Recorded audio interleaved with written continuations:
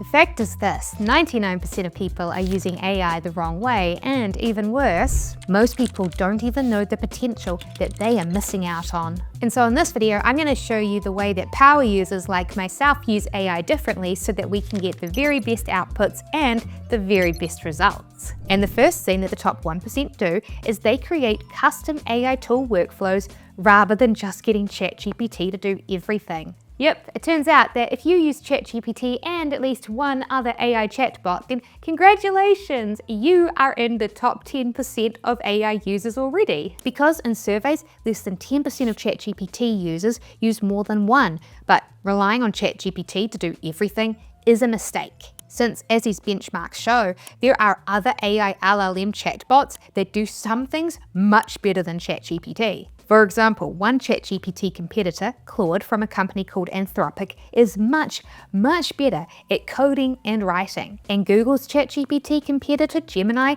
has much better content creation tools with its music, image, and video generation, which is why in my AI tutorials on this channel, like this one here where I showed how to create commercial AI novels, I crafted a custom AI tool workflow that used the very best tools to do each individual task needed to create the very best novel possible. And there is also something else that the top 1% of users do to get the best results, and that is that they get AI to ask them questions. Yes, so anytime I meet an AI skeptic who goes, oh, I tried to create something with AI and it wasn't very good, I'm always like, okay, did you only try using the free version of ChatGPT to do everything for you? And usually the answer to that is yes, so there's that. But secondly, I'll often say, okay, but did you try it again? But this time, get the AI to ask you questions before you get it to generate something. Because this is what the top 1% of users do. So, for example, I opened up Claude and asked it to make me a new business website, and I asked it to interview me and ask me questions before it made it. And that's exactly what it did. It created a series of interview questions to ask me so that it could get the context that it needed to code together a great website for me that met my expectations. This is particularly useful for things that you aren't an expert in. So for me, I'm not an expert in web design and development, so I didn't know how to prompt it to get me the result I wanted.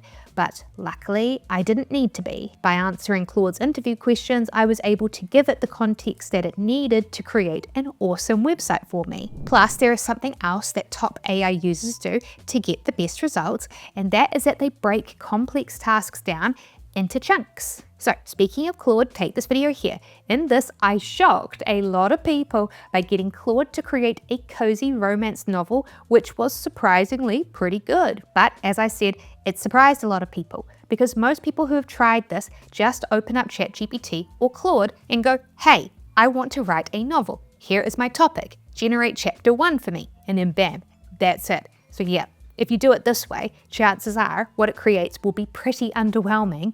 But you think about it, do most human authors write a good book this way? No, they break the process down into chunks. In the writing world, this is called plotting. They plan the ending, the characters, and the storyline before they write it. So that's the process I went through with AI too. First, I used Claude to help me come up with the ending ideas for my book. Then I used it to identify characters romance novels usually include and to create profiles for them. And then after that, I asked it to create a storyline for me by using a Save the Cat storyline structure, which if you don't know what that is, it's a classic 15-arc plot structure that is popular with romance books. And then, only then, did I get it to write each of the chapters for me. And this made my output much better. And there is something else that top AI users do that makes their outputs much better, and that is that they don't just accept the first thing that AI gives them. And this is, in my opinion, what separates high quality AI creations from low quality AI slop. So recently in a tutorial, I showcased a little clip I made of a puppy and a kitten having a podcast. And to do this, I used a technique called frame to video, where you generate a picture and then you get AI video generation tools to use it as the starting frame and to animate the rest of the video. And so this is how the video turned out once I tweaked their voices a bit. What is your favorite game? I'm not sure. I think I like Fetch the most. Super cute, right? But to get my perfect starting frame, I had to become a creative director and direct the AI to make it. Because this was the first image it actually generated for me. Nowhere near as cute, right? So then I got it to zoom in on them and change the angle. Then I got it to remove the laptop, and I got it to give the kitten a little mini microphone. Then I got rid of the big microphone off on the right, and then I gave the puppy headphones. And that was it. I had my perfect starting frame. So that's the key to creating the best outputs with AI. It's not just taking whatever it gives you. It's when you step into the role of creative director and treat AI as a virtual employee who fulfills your vision. Which actually brings me on to the next thing that top 1% of users do, which is they experiment and try new prompts, even if they don't know that they will work. Seriously, I find on the flip side that there are some people who greatly underestimate AI. They think of it, of course, as a virtual employee, but only one that can do menial, boring work. But you should experiment with it more, because sometimes it can really surprise you. For example, in this video, I showed how I discovered these kids learn to draw books that people were selling on Amazon. Basically, they are books which take kid-friendly pictures and then break them down into a step-by-step process that children can follow to draw them. Now, I had no idea if AI could make these or not, as I had never seen anyone else try this before. But I thought, let's give it a go, try it, and find out. So I broke this complex task down into steps. First, I uploaded a reference image and I got it to draw for me a kid-friendly goldfish in the same style, which it did perfectly. And then the moment of truth. I asked it to take this image and then to turn it into a learn to draw style picture. And look, it figured it out perfectly. I didn't even need to explain what it was. And so I just made a few tweaks to it, and then boom, I had my own learn to draw picture exactly like the popular books. So yeah, these days I always give something a go with AI first, because in my experience it can really surprise you. And here is something else that top 1% users do, and that is that they will minimize AI hallucinations by running the same prompt through multiple AIs. So when I talk to AI skeptics, one of the most common complaints is that AI hallucinates, as in it will tell you information that sounds plausible but actually is not true. And yes, it is super annoying, since it means you never quite know what it's telling you is true or not, which is exactly why the top 1% of users run the same prompt through multiple AIs to see if they get different results. Because the way that AI chatbot LLMs work is that when they reply to you, data tokens are actually behind the scenes predicting each word to reply with based on statistical odds from the data it has access to. So let's imagine, for example, you asked an AI, what is the capital city of Australia?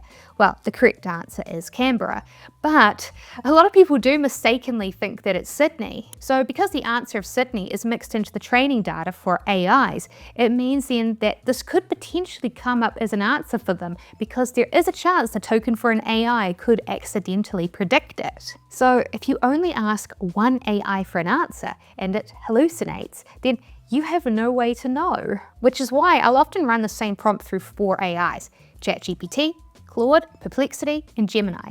That way, if all 4 give me the same answer, then I know it has a much higher chance of being correct. Plus, another way that top AI users avoid hallucinations is they use a very different AI tool, NotebookLM. So NotebookLM, if you've never heard of it, is Google's AI study tool and learning tool, and it is unique because it is a source-grounded AI, and this is very important. So let me show you an example. Let's say you had just gotten the graphics design app Canva, but you were overwhelmed with all of the buttons, and you wanted to be able to ask an AI questions about how to use Canva to do specific things. Well, what you could do is you could come to tutorial videos from YouTube creators you trust, such as my Canva tutorial video, and copy the video URLs. And then you could open up NotebookLM and create a new notebook and paste in the URLs for these tutorial videos. And now NotebookLM will use these as trusted sources and create your very own custom chatbot for you inside of your notebook. And this chatbot will only use the sources you trust to answer any questions you give it. This is why we call it a source-grounded AI. Not only this, but it also has to cite every answer it gives back to the sources so that you can verify them. And even better, if you ask it a question which your sources don't have an answer for, then it is actually trained to tell you that it doesn't know, rather than just inventing an answer that sounds plausible.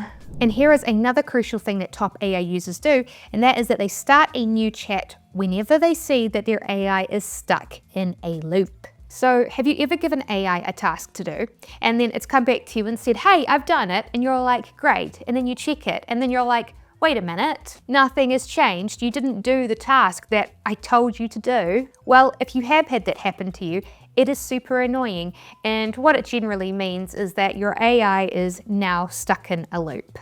It happened to me a few months ago. I was making a thumbnail for YouTube and I put the nano banana icon on it and I thought, you know, that banana looks kind of boring. So I decided to upscale it and to bolden it and to make it more exciting to look at by using Google's logo colors for the peel. So I uploaded it into, surprise, surprise, Google's Nano Banana image editor and broke this complex task down into chunks, getting it to change one thing each time. And this was very successful until I got to the end and I said to it, hey, make the line art thicker on this picture. And it didn't do it. The line art stayed the exact same thickness as before. Well, I immediately realized that my AI was now stuck in a loop. The AI chat context window had been accumulating data throughout the conversation on what the lines of my picture should look like. So when I asked it to redraw it but thicker, the data from my previous line art that it had been generating polluted this output. So the solution was actually quite simple. I just started a new chat and I gave it the same request and it did it easy. Problem solved. So then onto a trick I like to use, which is to use AI to create new, interesting, original content by targeting information gaps. So one quirk of AI is that if you ask it to create content for you, it will create very unoriginal copycat content by default. So for example, I asked ChatGPT to write me an article with 5 tips on how to use AI effectively, and it wrote me an article with all of the usual tips you'd expect, like be specific, give context, things you've likely heard before. And there are several reasons why it did this, but one big reason is that AIs are pattern matching machines. They spot patterns in pre-existing data and focus on them. So since these are the most common ideas that it sees in articles, it will naturally converge on them by default. Now, for some tasks, this is actually super helpful. Like you take that romance novel I mentioned that I wrote with AI earlier. I actually wanted that to be familiar. I wanted to make it a fun comfort food style reading. So sometimes cliches can actually be quite good, but sometimes that's not what you want, right? Sometimes you want new original ideas and content. So here's what I did. First, I asked ChatGPT to do a search and to find 5 things that are annoying people about AI that they don't think people are talking about or addressing, because that way, by talking about topics that people want talked about, but that aren't being right now, I can create content that is both new, original, and helpful. Then, once it had identified those 5 grievances that people are rightfully having about AI, I got it to write an article about those. And it was super interesting. Some of the fixes that it came up with for overcoming them are ideas that I've actually already talked about in this video, such as breaking down complex tasks into chunks to get much better results. And here is something else that top users do to avoid another quirk of AI, and that is that they avoid sycophancy by starting new chat threads.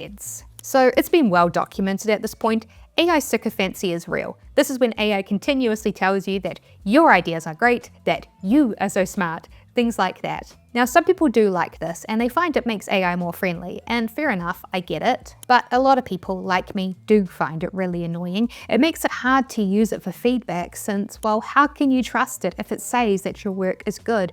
What if the AI is just flattering you? It's a fair question. So a useful tip to know is that the longer a chat thread goes, the more likely it is that the AI is going to turn into a sycophant. And that's because of the fact that AI is trained with a technique called RLHF, which is an acronym for Reinforcement Learning from Human Feedback. Basically, AI learns to adapt its behavior based on user satisfaction. So you think about it. The longer your chat thread goes, the more AI can see, based on the way that you're interacting with it, what you like and what you don't like. In the AI world, we call this a chat thread context window. The more you chat with AI, the more it leans into what you are responding positively towards, and the more likely it is to reinforce it. You become stuck in an echo chamber. So that is why, to get the most matter-of-fact critique, I start a new chat and turn on temporary chat mode, otherwise known as incognito mode. This means it can't access memories of chats that you already have had with it, so it can't cheat by looking back at the past of what I've liked and reinforced before giving me an answer. Plus, there is something else that the top 1% users do, and that is that they save a lot of money by picking the right AI model. So yeah, the $20 a month pro AI plans for the major AI tools are all pretty great value, but they do have token usage limits. And if you want to upgrade your usage limits, they can get quite pricey, like we're talking $100 to $200 a month pricey, or paying per usage, which is often even more expensive at scale. So it's a good idea to try and save your usage by picking the cheapest model for the job you want it to do. So you take Claude. Right now, they have 3 main models. Haiku is their least smart, but it also uses the least computing power and therefore the least amount of tokens. Sonnet is their mid-tier. It's a lot smarter than Haiku, so uses more computing power.